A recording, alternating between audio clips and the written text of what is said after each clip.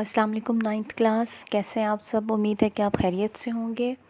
آج ہمارا lecture number 19 ہے، مطالعہ پاکستان کلاس 9th کا، اور جو ہمارا ٹاپک ہے وہ ہے ریاست کا استحکام اور آئین کی تیاری 1947 سے 56 تک۔ جب پاکستان بنا تو اس ٹائم ہمیں بہت سی مشکلات سے دوچار ہونا پڑا۔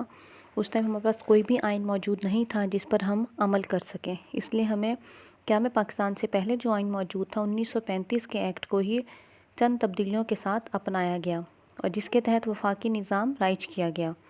14 اگست 1947 کو عبوری آئین کے تحت آئین ساز اسمبلی کا اجلاس بلایا گیا۔ یہ اسمبلی آئین ساز کے علاوہ مرکزی پارلیمنٹ کا کردار بھی ادا کر رہی تھی۔ اس کے بعد جو ہمارا نیکسٹ ٹاپک ہے وہ ہے ابتدائی مسائل، کہ جب پاکستان بنا تو مسلمانوں کو یا حکومت کو کس طرح کے مسائل کا سامنا کرنا پڑا۔ پہلا آپ کا ٹاپک ہے ریڈ گلف ایوارڈ۔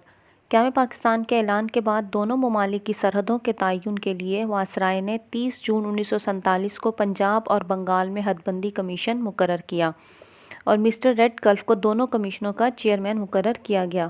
اختلافات کی صورت میں اسے ثالثی فیصلہ کرنے کا بھی اختیار دیا گیا۔ ثالثی فیصلہ جو تھرڈ پرسن اگر صلح کراتا ہے یا کوئی فیصلہ لیتا ہے تو اسے اس چیز کا اختیار دیا گیا۔ اس کمیشن نے جو فیصلہ کیا اسے ریڈ گلف ایوارڈ کہتے ہیں۔ ریڈ گلف نے سرحدوں کے بارے میں جو اعلان کیا وہ انصاف کے تقاضوں پر پورا نہیں تھا۔ سب سے زیادہ جو ناانصافی کی تھی کہ گورداسپور کا مسلم علاقہ بھارت کو دیکھ کر کشمیر تک اس رسائی کو ممکن بنا دیا۔ اس طرح کشمیر کا مسئلہ جو پیدا وہ آج تک حل نہیں ہو سکا۔ سیکنڈ پوائنٹ ہے آپ کا مہاجرین کی آبادی۔ آزادی ہند اور قیام پاکستان کے وقت کہیں بھی یہ بات طے نہ تھی کہ پاکستان کے ہندو بھارت چلے جائیں اور بھارت کے مسلمان پاکستان چلے جائیں۔ بات یہ تھی کہ مسلمان اکثریت علاقے جو ہیں وہ مسلمانوں کو دیے جائیں، پاکستان بنا دیا جائے جس میں اقلیتیں اپنی پوری آزادی کے ساتھ سبز پرچم تلے اکٹھے ہو جائیں۔ بھارت نے یہاں پر بھی ناانصافی اور ظلم کا بہت زیادہ ظلم کیا مسلمانوں پر۔ ہندو مسلم فسادات نے نئی مملکت میں مسائل میں اضافہ کیا۔ بھارت نے پرامن آباد مسلمانوں کی بستیاں جلا دیں، قتل و غارت کا بازار جو تھا وہ گرم ہو گیا، سرعام ہونے لگا، زبردستی مسلمانوں کو دھکیل کر پاکستان بھیجا گیا۔ یہ مہاجرین اس حال میں پاکستان آئے کہ نئی مملکت کو ان کی بحالی اور آبادکاری میں خاصی دشواریاں پیش آئیں۔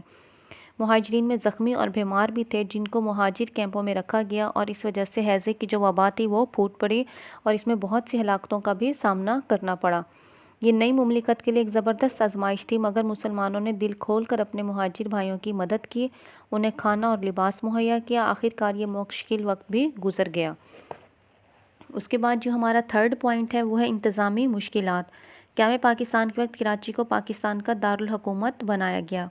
مرکزی دفاتر کے لیے گورنر ہاؤس اور سیکریٹریٹ کی عمارتیں خالی کرائی گئیں، مگر گنجائش کم تھی، اس لیے شہر کے مختلف حصوں میں عارضی دفاتر قائم کیے گئے۔ بنیادی دفتری سہولتوں سے محروم تھے، نظم و نسق کا ڈھانچہ تباہ تھا، ماہر اور تجربہ کار عملہ موجود نہیں تھا۔ سول سروس کے کل 81 مسلمان افسر جو تھے پاکستان میں حصے میں آئے، جن میں زیادہ تر کو اعلیٰ عہدوں کا کوئی تجربہ نہیں تھا۔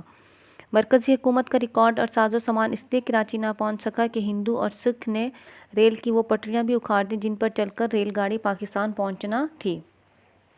جو سرکاری ملازمین کسی طرح پاکستان پہنچ چکے تھے ان کے لیے رہائش کا کوئی بندوبست نہ تھا، مگر لوگوں نے ہمت نہ ہاری، اپنی تمام انتظامی صلاحیتوں کو قوم کے لیے وقف کر دیا اور پاکستان کو مضبوط اور مستحکم بنیادوں پر کھڑا کر دیا۔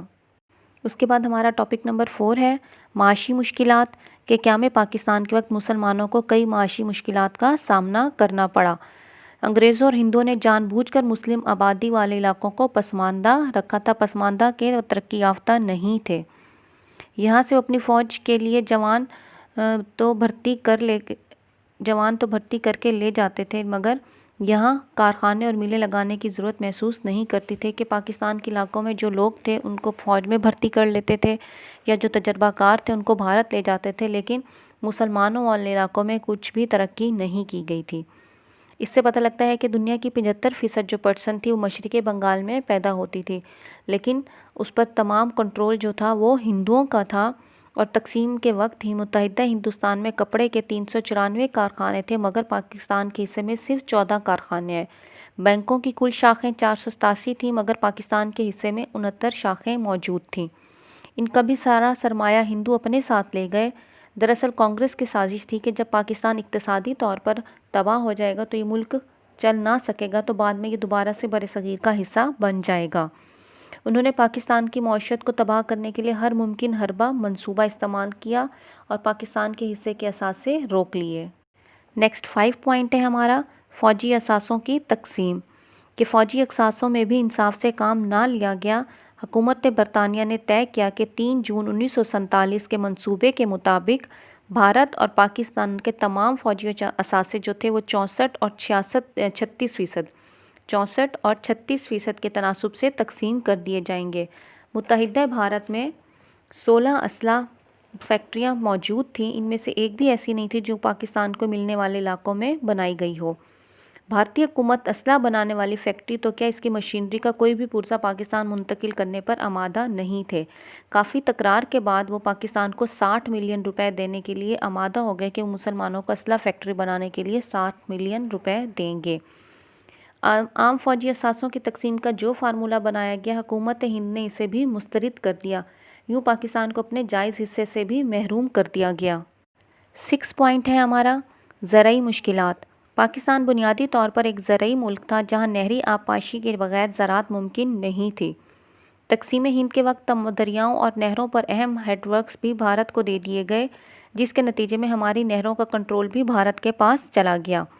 اس طرح بھارت نے پاکستان کا پانی جو تھا وہ روک دیا اور اس مسئلے کو حل کرنے کے لیے اپریل 1948 میں اس پر پانی کی فراہمی روک دی تھی، اور اس چال سے پاکستان کے زرعی علاقے کو بنجر کرنا اور پاکستان کو معاشی طور پر غیر مستحکم، غیر مضبوط کہ وہ مضبوط نہ ہو، ان کا مقصد یہ تھا۔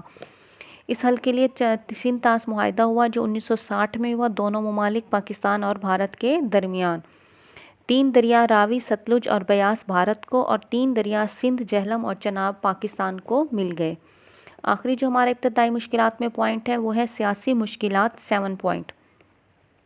قیام پاکستان کے وقت پاکستان کو کئی سیاسی مسائل کا بھی سامنا کرنا پڑا۔ آزادی کے وقت کئی آزاد شاہی ریاستوں نے پاکستان کے ساتھ الحاق کیا۔ اب جو شاہی ریاستیں تھیں وہ مناودر، دیڑ، سوات، جونا گڑھ شامل تھے۔ بھارت کو ان ریاستوں کا الحاق پسند نہ آیا، اس لیے انہوں نے جونا گڑھ پر 9 نومبر 1947 کو قبضہ کر لیا۔ اس طرح ریاست کشمیر پر بھی بھارت نے 1947 کے آخر میں قبضہ کر لیا۔ اس کے بعد قائد اعظم کی وفات پر جب قوم غم کے نڈھال میں تھی تو بھارت نے 17 ستمبر 1948 کو حیدرآباد، دکن پر بھی قبضہ کر لیا۔ اس طرح قدم قدم پر بھارت نے پاکستان کے استحکام کے خلاف مسلسل کام کیا۔ کشمیری عوام پاکستان سے الحاق کرنا چاہتے تھے۔ اسی کیفیت میں بھی ریاست میں تحریک آزادی نے زور پکڑا اور آزاد کشمیر کا علاقہ پاکستان میں شامل ہو گیا، کہ کشمیر نے جنگ کی آزادی کے لیے، اس میں سے جو علاقہ آزاد ہو گیا وہ پاکستان کے ساتھ شامل ہو گیا، اور جو آزاد نہیں ہوا اس پر ابھی بھی بھارت کا قبضہ ہے۔ اس طرح یہ آپ کا ٹاپک تھا ابتدائی مشکلات، اسے آپ نے اچھی طرح یاد کرنا ہے۔ اس کے 7 پوائنٹس ہیں اور یہ آپ کے لیے بہت اہم سوال ہے۔ اپنا خیال رکھیے گا۔ اللہ حافظ۔